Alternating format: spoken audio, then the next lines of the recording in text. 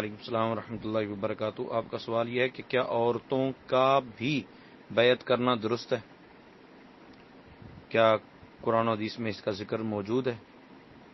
اور اگر عورت بیعت کرتی ہے تو کیا پیر کے ہاتھ پر ہاتھ رکھ کے بیعت کر سکتی ہے؟ جی، آپ کے سوال کا جو پہلا جز ہے اس کا جواب تو یہ ہے کہ عورتیں بھی بیعت کر سکتی ہیں۔ سورہ ممتحنہ کی آیت نمبر 12 کے اندر یہ ذکر موجود ہے کہ اللہ تعالیٰ نے خود ارشاد فرمایا، یا ایھا النبی اذا جاءک المؤمنات یبایعنک علی الا یشرکن باللہ شیئا ولا یسرکن ولا یزنین ولا یقتلن اولادہن۔ تو اس میں عورتوں کی بیعت کا ذکر ہے۔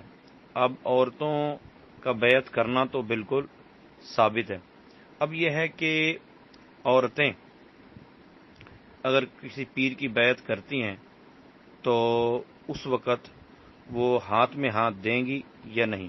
نبی پاک صلی اللہ علیہ وآلہ وسلم نے کبھی بھی کسی عورت سے جو ہے بیعت ہاتھ پہ ہاتھ رکھ کے نہیں لی۔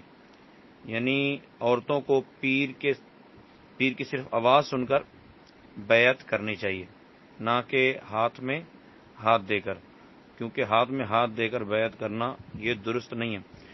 فتح مکہ کے موقع پر 457 عورتوں نے نبی پاک صلی اللہ علیہ وسلم کی بیعت کی، مگر کسی نے بھی ہاتھ پہ ہاتھ نہیں رکھا۔